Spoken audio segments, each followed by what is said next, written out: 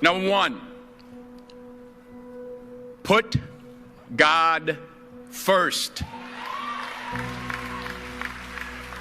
Put God first in everything you do. Everything that you think you see in me, everything that I've accomplished, everything that you think I have, and I have a few things, everything that I have is by the grace of God. Understand that.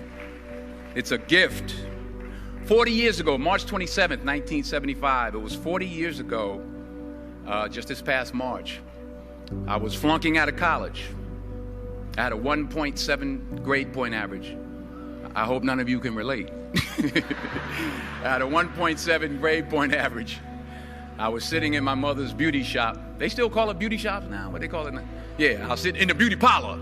I was sitting in my mother's beauty parlor, and I'm looking in the mirror, and I see behind me this woman under the dryer.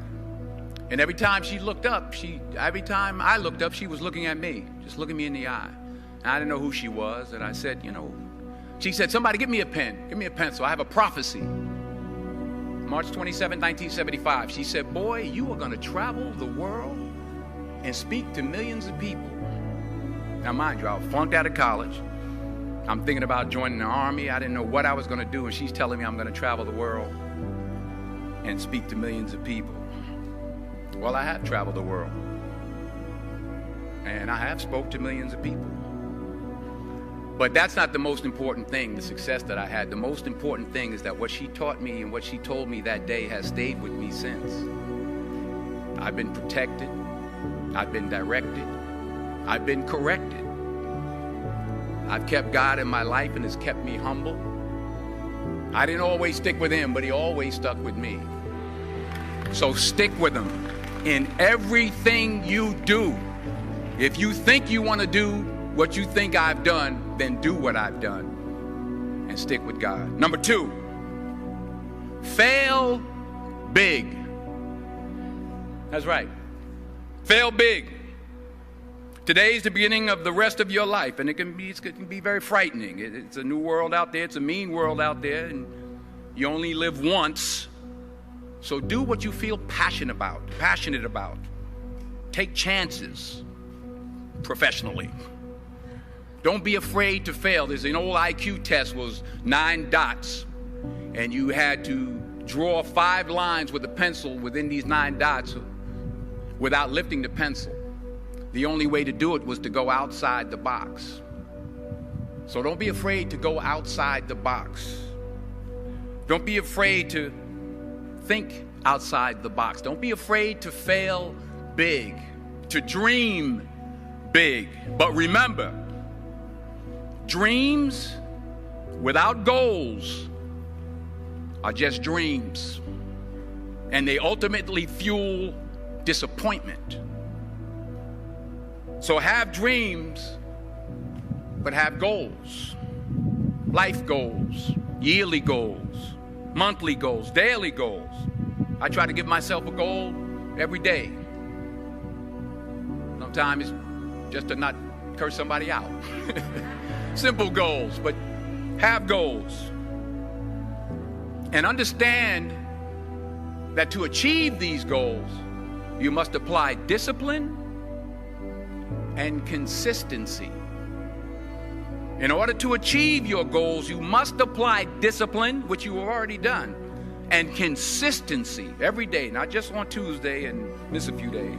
You have to work at it every day. You have to plan every day. You've heard the saying, we don't plan to fail, we fail to plan. Hard work works. Working really hard is what successful people do. And in this text, tweet, twerk world that you've grown up in, remember, just because you're doing a lot more doesn't mean you're getting a lot more done. Remember that. Just because you're doing a lot more doesn't mean you're getting a lot more done.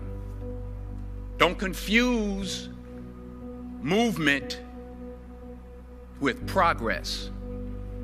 My mother told me, she said, yeah, because you can run in place all the time and never get anywhere. So continue to strive, continue to have goals, continue to progress.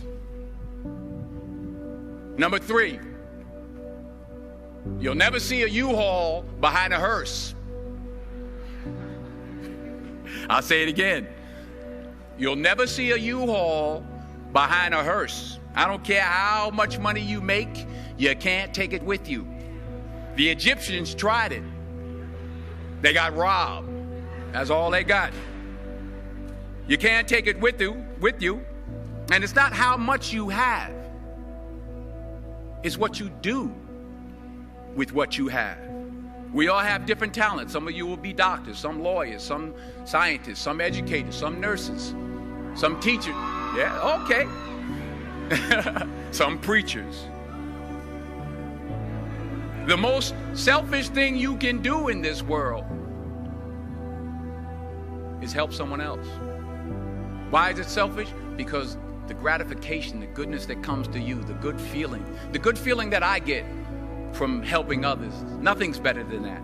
Well, one or two things, but nothing's better than that. Not jewelry, not big house I have, not the cars, but it's the joy. That's where the joy is, in helping others. That's where the success is, in helping others. Finally,